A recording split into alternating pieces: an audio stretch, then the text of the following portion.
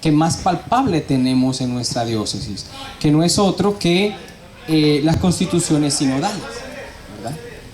A partir de las constituciones sinodales, todos conocen este librito, todos lo conocen. Si no lo conocen, no están resucitados. Ese es el signo más grande, más elocuente, más palpable que nuestra diócesis tiene como resurrección. ¿Por qué? Porque la diócesis ha querido, desde su reflexionar como comunidad, su reflexionar como cristianos, su reflexionar como iglesia, pues plasmar aquello que el mismo Jesús resucitado desde el corazón de la diócesis, que son cada una de las comunidades eclesiales de base, reflexionado a través de ustedes, reflexionado a través de los hermanos, reflexionado a través de los sacerdotes y del mismo obispo, dar signos palpables, un signo concreto de nueva vida. ¿Y qué es resurrección? Una vida nueva. La diócesis entonces ha planteado, ha plasmado en estos documentos sinodales, en las constituciones sinodales, una nueva vida, un signo de resurrección clara para la comunidad. Por eso, a partir de él, quiero poderles compartir esta reflexión. Pero vamos a iluminarlo a la luz de la palabra, porque el punto de partida de todo nuestro reflexionar cristiano no es nuestra propia mente o nuestros mismos sentimientos en el corazón.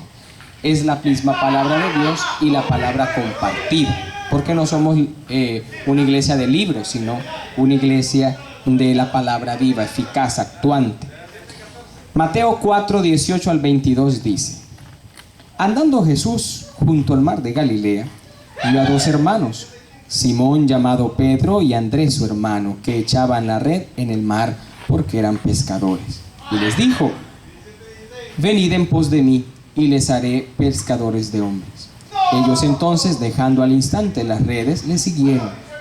Pasando de allí, vio a otros dos hermanos, Jacobo, hijo de Zebedeo, y Juan, su hermano, en la barca con Zebedeo, su padre, que remendaban sus redes, y los llamó.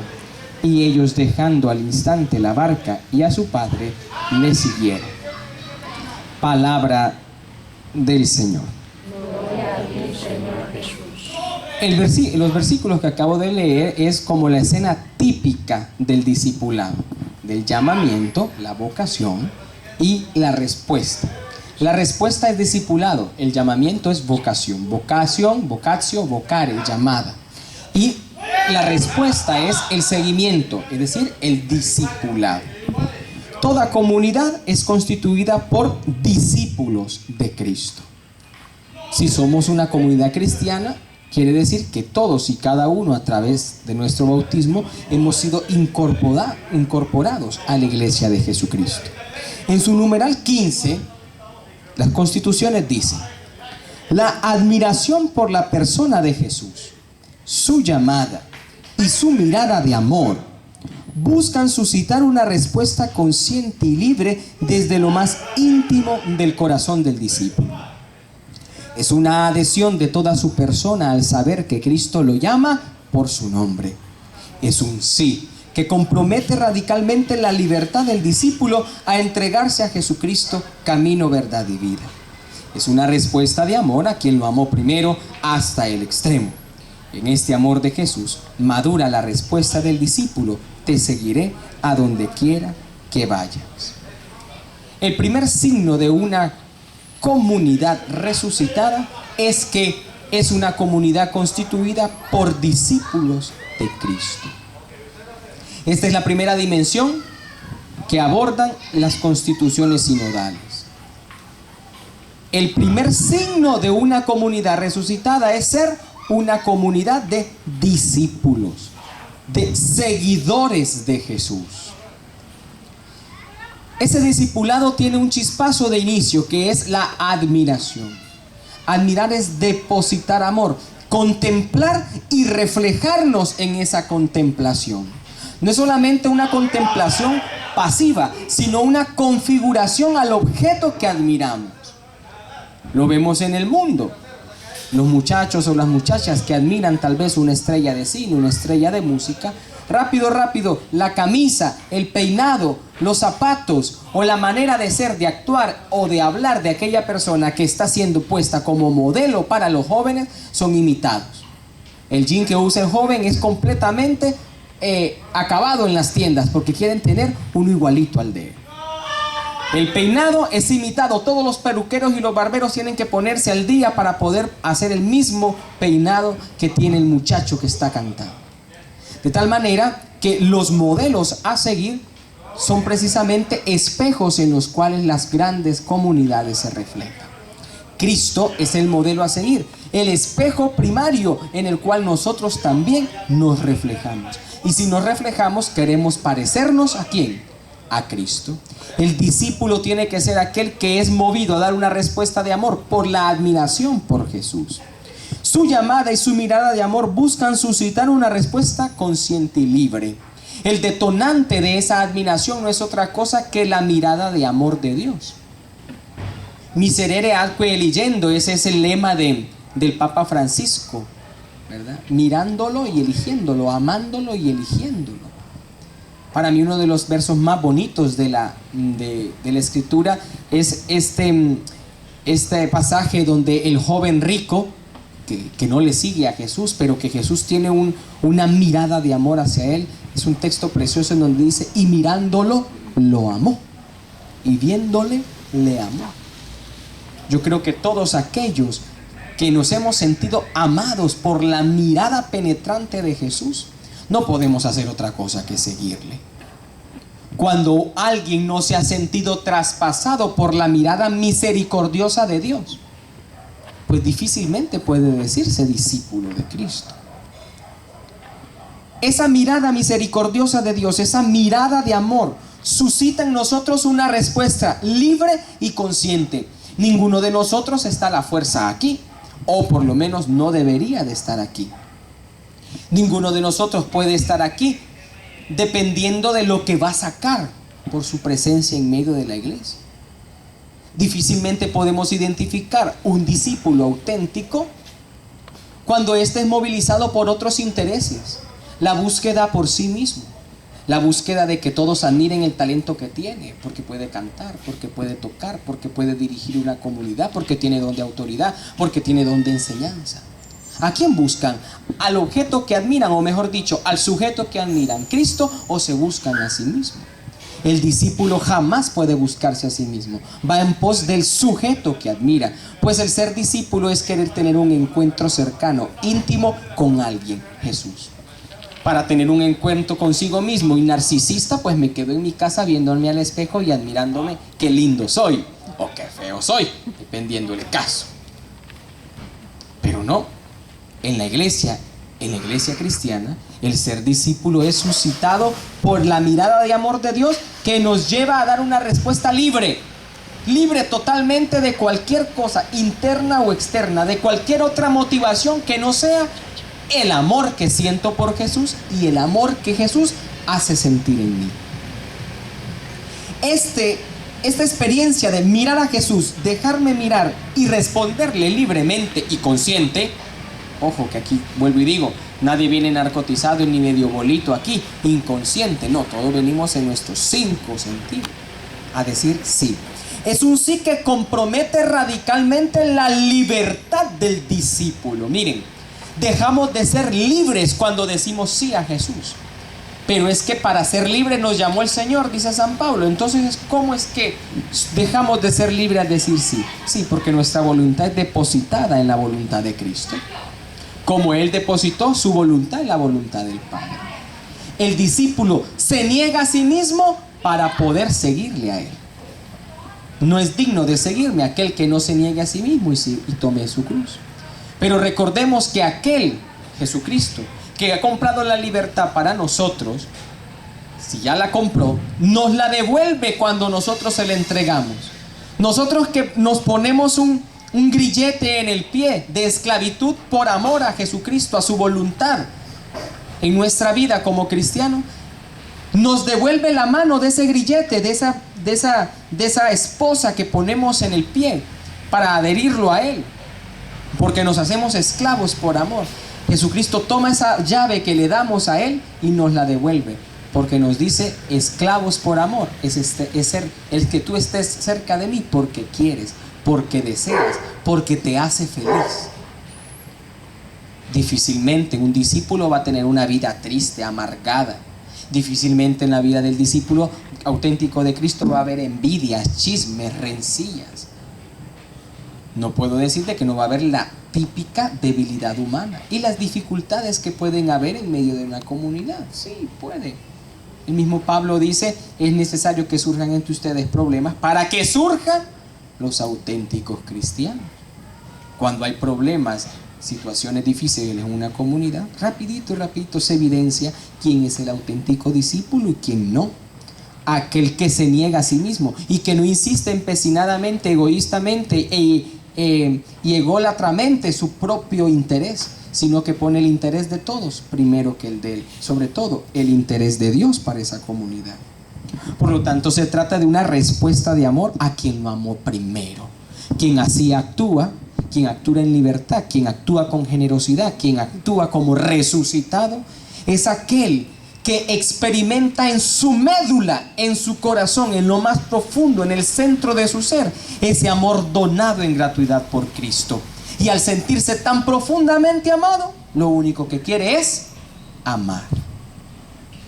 Cuando alguien se siente profundamente amado, lo único que quiere es amar. Si usted no se siente amado, si usted no se siente amada, o mejor dicho, si usted no es amado, porque es que el cristianismo no es un sentimiento. Hoy sí, mañana no, hoy sirvo, mañana no sirvo, hoy me enojé, mañana no me enojé. Hago depender mi cristianismo de mis emociones, de mis sensaciones, de mi ego herido o de mi ego estimulado por la palmadita del padre o del jefe de la comunidad.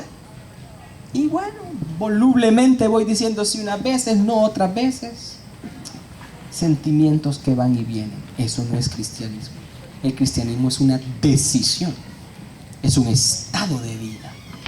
No puedo yo hacer depender mi respuesta a Cristo de mis sentimientos, porque un día usted estará alegre y mañana estará triste. Un día estará bien con el Padre, otro día estará mal con el Padre. Un día estará bien con los hermanos y tal vez al siguiente día se agarró del chongo con la que tiene a la par. Pero resulta que eso es un sentimiento, que eso es algo de pura casualidad. Es un estado de vida, es una decisión consciente y libre que no cambia. En este amor de Jesús madura la respuesta del discípulo: te seguiré a donde quiera que vayas. Jesucristo es el maestro, el camino, la verdad y la vida. Todas las rutas van hacia Él. Aparecida, que es como la base de toda esta experiencia sinodal, subraya el significado del encuentro con Jesucristo. El encuentro se comienza a captar la significación de la persona y la propuesta de Jesús, con la fe iluminada por la palabra. La palabra de Dios que está a la base de todo, el hacer, el quehacer, pero sobre todo, el ser del cristiano. El hacer, el quehacer y el ser del cristiano. Liberador, salvador y resucitado. Y resucitador, porque todo lo que hacemos aquí es para que la comunidad siga resucitando, sobre todo de sus estados de muerte, de la violencia, de las tristezas, de las dificultades mismas de la vida. Segundo, una comunidad resucitada es eso, una comunidad. Es decir, una común unidad. Es ser familia, es ser comunidad de comunidades. El número 77 de las constituciones dice: muchas personas que se llaman católicas tienen muy poca vinculación afectiva y efectiva con la iglesia comunidad. Viven una religión intimista, individualista. Cuanto más es el sentimiento religioso que la incorporación real a la comunidad histórica de los discípulos de Jesucristo. Entre las comunidades eclesiales en las que viven y se forman los discípulos misioneros de Jesucristo, sobresalen las parroquias. Ellas son células vivas de iglesia, lugar privilegiado en el que la mayoría de los fieles tienen una experiencia de Cristo, la comunión eclesial. Están llamadas a ser casa y escuelas de comunión. Numeral 94, 77 y 94. La parroquia no es una asociación, una confederación fría, distante de varias comunidades. No es un montón de capillas afiliadas a una capilla central. Yo me alegro cuando veo, soy arquitecto de profesión, muchos de ustedes lo saben, y yo me alegro cuando hay una construcción nueva. Eso siempre da como un aliento, un brillo nuevo, siempre una ilusión a una comunidad. Pero recuerdo unas palabras de nuestro obispo en cierta ocasión cuando miraba la construcción de un templo en una comunidad X, de una parroquia X de nuestra diócesis. Y Monseñor decía: ojalá, así como trabaja esta comunidad por los ladrillos de cemento, también se preocupen por edificar los ladrillos en el corazón. Que si hacen templos de piedra, hagan templos en el corazón. Eso es lo principal, porque la comunidad no está formada por este montón de ladrillos. Son ustedes las piedras vivas, en palabras de Segunda de Pedro, que construyen la iglesia. Ustedes no pueden sentir que ya por tener su templo ya ustedes están independientes del resto. O bueno, independientes podrán estar, pero no autónomos, porque son parte de una comunidad, de una parroquia. Lo que es bendición para la comunidad no puede constituirse una maldición para los que son parte esencial de la comunidad. Triste sería que teniendo un templo ya nuevo, ya nosotros entonces cortáramos el ombligo con la parroquia. Ya no queremos saber nada, solo que nos vengan a celebrar los padres. No, es que digo lo que he visto en otras parroquias. Comunidad de comunidades. No somos un grupo de capillas aisladas, un conjunto de grupos eclesiales o movimientos que nada tienen que ver entre sí y que se relacionan por penosa necesidad, sino que unidas en fraternidad recibimos, anunciamos y vivimos el Evangelio. Cristo, que es uno solo. Los cristianos debemos aprender, sobre todo los católicos, aprender a apreciar el espacio parroquial como el ambiente en donde podemos celebrar y confirmar nuestra fe con los hermanos. El signo más palpable de esta comunión es la Santa Eucaristía. La Iglesia, de forma sacramental, nos hace todos partícipes del mismo pan partido y compartido desde hace 2000 años. El mismo pan y el mismo vino compartido y partido por Jesucristo con los discípulos es el mismo que compartimos y partimos hoy en el altar. La comunidad nace precisamente en la Eucaristía, nace de ella y va hacia ella, vive por ella, se sostiene por ella y camina hacia ella, hacia el encuentro con el Señor. Y aquí que debemos encontrar en esta parroquia la casa y la escuela que nos acoge. La casa porque todos somos hijos de un mismo Padre y que de forma visible lo reconocemos en nuestro párroco. Es el párroco, es la parroquia la que nos tiene que dar ese sentido de identidad, esa vinculación afectiva. Claro está que la vinculación afectiva no tiene que ser que todo el tiempo estemos pegados del párroco y que el párroco nos va a andar sobando la cabeza día y noche. Eso no quiere decir.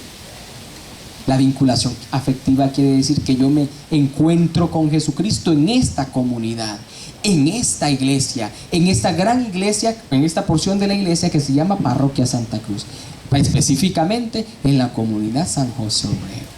Y me siento un miembro de la comunidad, activo, fértil, fecundo, que aporta, que renueva, que vincula a toda la comunidad. No como un miembro satélite alrededor de él. No como un miembro extirpado. No como un miembro mutilado. Sino como un miembro fecundo, un miembro útil. Incorporado al cuerpo real. Escuela y casa. Casa que me acoge, casa que me da techo, casa que me cobija, casa que me nutre.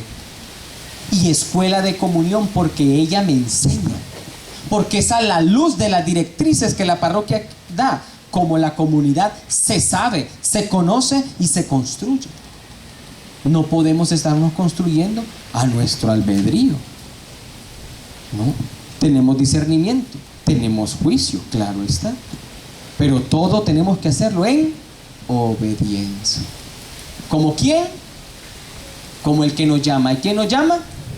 Jesucristo. Obediente hasta la muerte. Y una muerte de cruz para salvarnos. ¿Por qué? Porque le dolió. No se durmió así de un infarto y ya se murió. No, fue una muerte dolorosa. A veces la obediencia trae dolor y a veces la obediencia implica sacrificio, implica muertes propias, implica renunciar a lo que nosotros deseamos, queremos y pensamos que es lo mejor. Pero si ante la autoridad pues se nos dice tal cosa, podemos opinar, podemos hablar como los hijos que hablan, pero al final ¿quién toma la decisión en la casa? ¿Los hijos o el padre? ¿Por qué? Porque aunque al hijo no le guste, es lo mejor para la familia.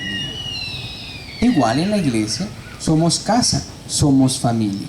Podemos compartir mucho con nuestros sacerdotes y muchas veces no podremos compartir. Pero al final, ¿quiénes son la cabeza? Cristo en el sacerdote, que nos va dando el alimento a tiempo y que nos va ayudando a poder caminar según la voluntad de Dios.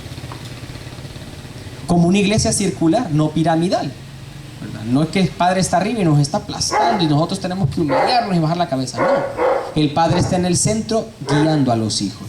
El pastor está en el centro organizando las ovejas, no gobernándolas y aplastándolas, sino organizándolas y ayudándoles a descubrir cuál es el pasto mejor. Tercero, el número 161 nos dice que una iglesia resucitada es una iglesia pascual. ¿Qué es eso? En las constituciones sinodales, en la dimensión pascual nos hablan de la vinculación entre la liturgia y la vida misma. La liturgia y la vida van unidas, no pueden separarse, dice el numeral 185, como si fueran realidades paralelas que van a la par. En consecuencia, nuestras celebraciones litúrgicas han de recoger la vida de la comunidad concreta, recoger la vida de la comunidad de la iglesia diocesana, parroquial, comunitaria, en las moniciones, en las oraciones de los fieles, en la homilía, en los carteles, y han de motivar el compromiso cristiano con la realidad económica, social, política, cultural, religiosa en que se vive, valorando la mentalidad religiosa popular de nuestro medio hondureño, que es festivo, entusiasta, alegre y creativo. ¿Qué quiere decir esto? Pascua quiere decir paso, salto, de algo, de un lugar a otro, de una situación existencial a otra. Paso, Pascua, Peshá en hebreo. La dimensión pascual se refiere a la dimensión celebrativa, litúrgica de nuestra iglesia. Uno de los numerales que más me impacta de este documento es el siguiente. Lo voy a buscar porque quiero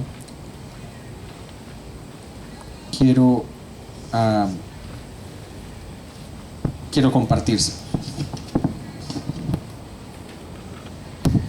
Dice: no deja de parecernos, el numeral 163, una grave incoherencia el que por una parte sean bastante las personas que participan en el culto católico o en el culto evangélico, y luego estemos viviendo situaciones prolongadas sin perspectivas de cambio, de violencia social, familiar, inequidad social, cosas que claman al cielo, de corrupción generalizada, de comportamientos sexuales desordenados, humana y cristianamente.